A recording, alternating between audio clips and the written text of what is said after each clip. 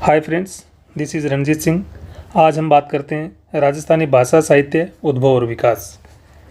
तो चलो शुरू करते हैं हमारा आज का टॉपिक। राजस्थानी भाषा भारोपीय मतलब भारत और यूरोप भाषा परिवार के अंतर्गत आती है। वैसे अगर हम बात करते हैं भारोपीय तो इंडो यूरोपियन भाषा एक भाषाओं का संघ है, कोई भाषा नहीं है। ऐसा माना जाता है कि नवपाषाण काल में एक भारत और यूरोप की एक भाषा रही होगी, जिनसे भारत और यूरोप की अनेक भाषाओं का विकास हुआ है, जैसे लैटिन, रोमन, संस्कृत। तो इन भाषाओं में हमारे जो भारत में जो भाषा का विकास हुआ, संस्कृत सबसे पुरानी भाषा है जो भारोपीय भाषा परिवार से संबंधित है। और भारत और पाकिस्तान की जो अनेक भाषाओं का विकास हुआ है वो संस्कृत भाषा से ही हुआ है। उत्पत्ति की दृष्टि से राजस्थानी भाषा का जन्म शौरसेनी अपभ्रंश से हुआ है। इसकी हम बात करेंगे कि कैसे इन भाषाओं का एक वंश वृक्ष बनता है, तो उसकी हम आगे बात करेंगे। तो राजस्थानी भाषा का जो विकास हुआ शौरसेनी अपभ्रंश से हुआ है। और इस राजस्थानी भाषा को अनेक नामों से जाना गया है विभिन्न कालखंडों में। तो मरु भाषा की अगर हम बात करते हैं, 778 ईस्वी में उद्योतन सूरी ने अपने ग्रंथ कुवल्यमाला में वर्णित 18 भाषाओं में से मरु भाषा को भी सम्मिलित किया है। तो उद्योतन सूरी जो हैं उन्होंने सबसे पहले मरु भाषा को 18 भाषाओं में सम्मिलित किया कि एक मरु भाषा नाम की भी भाषा है जो पश्चिमी राजस्थान में बोली जाती है। फिर आता है मारवाड़ी। कि मारवाड़ी शब्द का प्रयोग कुशल लाभ ने अपने ग्रंथ पिंगल शिरोमणि में तथा अबुल फजल ने आईने अकबरी में किया है। तो इन लोगों ने भी मारवाड़ी शब्द से एक भाषा का जिक्र किया है जो हमारी राजस्थानी भाषा के लिए ही प्रयोग किया गया राजस्थानी शब्द। और तो इस भाषा के लिए राजस्थानी शब्द का जो सबसे पहले प्रयोग किया है ये जॉन अब्राहम ग्रियर्सन ने 1912 में अपने ग्रंथ लिंग्विस्टिक सर्वे ऑफ इंडिया में किया है। और इनका राजस्थानी भाषा शब्द का जो प्रयोग है वो एक कोई भाषा से नए होकर के भाषाओं के समूह के लिए था। राजस्थानी शब्द का प्रयोग केंद्रीय साहित्य अकादमी ने राजस्थानी को स्वतंत्र भाषा का दर्जा दे दिया है, लेकिन अभी भी संवैधानिक भाषा का दर्जा हमारी राजस्थानी भाषा को प्राप्त नहीं हुआ है, और जिसके लिए संघर्ष भी चल रहा है और हमारे राजस्थान सरकार भी उसके लिए प्रतिबद्ध है। राजस्थानी भाषा की उत्पत्ति से संबंधित मत और उनके समर्थकों के बारे में अगर हम बात करते हैं तो देखते हैं कि कुछ विद्वान है जो कहते हैं कि राजस्थानी भाषा की उत्पत्ति शौरसेनी अपभ्रंश से हुई है। उसमें मुख्य विद्वान है एल.पी. टेसीटोरी और डॉक्टर महावीर प्रसाद शर्मा। नागर अपभ्रंश से डॉक्टर ग्रियर्सन एवं पुरुषोत्तम मनेरिया। गुर्जरी अपभ्रंश से डॉक्टर के.एम. मुंशी, मोतीलाल मनेरिया। ज़्यादातर विद्वान इस मत के समर्थक हैं कि गुर्जरी अपभ्रंश से ही राजस्थानी भाषा का विकास हुआ है। राजस्थानी भाषा के दो साहित्यिक रूप है, डिंगल और पिंगल। तो ये डिंगल और पिंगल जैसे साहित्य की रचना होती है उसमें हम किस साहित्यिक भाषा का प्रयोग करते, यही डिंगल और पिंगल है।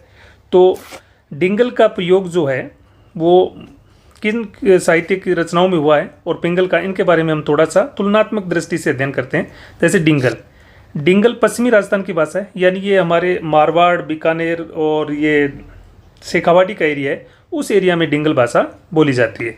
तो पश्चिमी राजस्थानी डिंगल शब्द का प्रयोग सबसे पहले जो किया है वो किया है बांकीदास आसिया ने ग्रंथ कुकवी बतीसी में, और फिर इसके चारणों द्वारा प्रयोग किया गया डिंगल भाषा का। और वेली कृष्ण रुक्मिणी जो पृथ्वीराज राठौड़ की रचना है, जो उसने गागरोन के किले में इसका रचना की थी, वो भी एक डिंगल भाषा या डिंगल साहित्य की रचना है। पिंगल पूर्वी राजस्थानी, इसके ऊपर ब्रज भाषा का ज़्यादा प्रभाव है। पिंगल शब्द का प्रयोग कुशल लाभ ने 1550 में अपने ग्रंथ पिंगल शिरोमणि में सबसे पहले किया। और इस भाषा का जो प्रयोग है वो भाटों द्वारा किया गया। और पृथ्वीराज रासो की रचना, चंद्रबरदा जी का जो ग्रंथ है पृथ्वीराज रासो, इसकी रचना भी पिंगल भाषा में हुई है। अब हम जल्दी से समझते हैं कि राजस्थानी भाषा का जो वंश वृक्ष है ये मोतीलाल मनेरिया ने ये वंश वृक्ष दिया है, जो इस बात का समर्थन करते हैं मोतीलाल मनेरिया ये कि राजस्थानी भाषा का जो विकास हुआ है गुर्जरी अपभ्रंश से हुआ है। वो बताते हैं कि भारोपीय भाषाएं कि एक भारोपीय भाषा का जो यूरोप और एशिया में जो मुख्य समूह था उसके अंतर्गत आर्य भाषाएं आती है। आर्य भाषाओं में वैदिक संस्कृत का विकास होता है। फिर वैदिक संस्कृत पाली और संस्कृत में विभाजित होती है। अब जो पाली भाषा है उससे 3 भाषाओं का में बंटती है, जैसे शौरसेनी प्राकृत और मागधी प्राकृत और महाराष्ट्री प्राकृत। अब ये शौरसेनी प्राकृत से गुजरी अपभ्रंश और शौरसेनी अपभ्रंश का विकास होता है, और इस गुजरी अपभ्रंश से राजस्थानी और गुजराती भाषा का विकास होता है। ऐसा मानना है डॉक्टर के एम मुंशी और मोतीलाल मनेरिया का कि गुजरी अपभ्रंश से ही राजस्थानी भाषा का विकास हुआ है। राजस्थानी भाषा का वर्गीकरण, डॉक्टर एल.पी. टेसीटोरी ने राजस्थानी भाषा का जो वर्गीकरण किया है उसकी बात करते हैं हम। इसने राजस्थानी भाषा को 2 वर्गों में बांटा है। पश्चिमी राजस्थानी, इसमें आती है मारवाड़ी, मेवाड़ी, बागड़ी तथा शेखावटी। इसमें ध्यान देने वाली बात है कि टेसीटोरी ने पश्चिमी राजस्थानी में मारवाड़ी और मेवाड़ी को एक साथ रखा है। पूर्वी राजस्थानी या ढूंढाड़ी, ढूंढाड़ी, मेवाती, अहिरवाटी और हाड़ौती। मेवाड़ी भाषा का प्रथम उल्लेख 12वीं-13वीं शताब्दी के जगत अंबिका मंदिर शिलालेख में मिलता है कि भाई मेवाड़ी भाषा का सबसे पहले राजस्थान में प्रयोग कब हुआ है। ये हुआ है जगत अंबिका मंदिर शिलालेख में। अब आता है धावड़ी, उदयपुर की एक उपबोली है। ढाठी, मारवाड़ी की एक उपबोली जो बाड़मेर में बोली जाती है। तो इनका ध्यान रखना है कि धावड़ी जो उपबोली है वो मेवाड़ी की है और उदयपुर में बोली जाती है। ढाटी मारवाड़ी की उपबोली है जो बाड़मेर में बोली जाती है। ढूंढाड़ी की उपबोलियाँ, ढूंढाड़ी में कई सारी उपबोलियाँ हैं जो हम देखते हैं कि काठेड़ी धौलपुर में बोली जाती है, चौरासी टोंक में, नागरचौल सवाई माधोपुर में, पंचवारी दौसा में, जगरोती करौली में। अब हम मालवी भाषा की बात करते हैं। मालवी गुजराती, मराठी, मारवाड़ी की मिश्रित बोली है ये मालवी, और वैसे देखा जाए तो पूर्वी राजस्थानी या ढूंढाड़ी भाषा की ही एक वर्गीकरण की एक भाषा है। इसकी उपबोलियाँ कौन कौन सी है जो बहुत बार परीक्षाओं में पूछा जाता है? रांगड़ी, मालवी और मारवाड़ी। क्योंकि ये दक्षिणी राजस्थान में है तो हम क्या देखते हैं कि मालवी के साथ में मेवाड़ी होगी, लेकिन यहाँ पर ध्यान देने वाली बात है कि रांगड़ी जो दक्षिणी राजस्थान में बोली जाती है उसमें मालवी प्लस मारवाड़ी भाषाओं का मिश्रण होता है। दक्षिण राजस्थान में राजपूतों द्वारा बोली जाने वाली कर्कश भाषा की राजपूतों के द्वारा बोली जाती है और ये कर्कश होती है। इसके वर्ड जो होते हैं वो मिठास भरे नहीं होते। निमाड़ी, इसे दक्षिणी राजस्थानी भी कहा जाता है। इस पर गुजराती, भीली तथा खानदेशी का प्रभाव है, यानी ये एकदम दक्षिणी राजस्थान में बांसवाड़ा, डूंगरपुर इन एरिया में बोली जाती है, जिसपे भीली, खानदेशी और गुजराती का प्रभाव है। अब दूसरा जो वर्गीकरण किया है राजस्थानी भाषाओं का वो किया है डॉक्टर जॉर्ज अब्राहम ग्रियर्सन ने। इसने राजस्थानी भाषा को 5 उपबोलियों में या उपभाषाओं में वर्गीकृत किया है।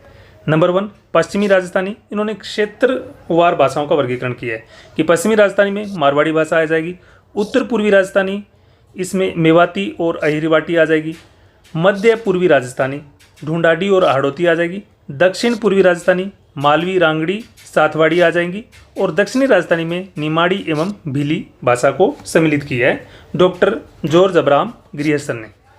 सीताराम लालस द्वारा राजस्थानी साहित्य का काल विभाजन किया गया, जो हम देखते हैं कैसे। सीताराम लालस जिन्होंने सबसे बड़ी राजस्थानी डिक्शनरी बनाई है, तो उन्होंने राजस्थानी भाषा का ये साहित्य का काल विभाजन इस प्रकार किया है।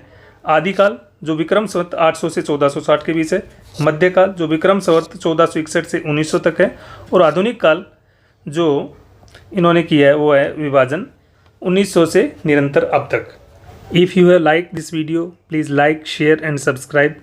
फिर मिलते हैं एक नए टॉपिक के साथ। धन्यवाद।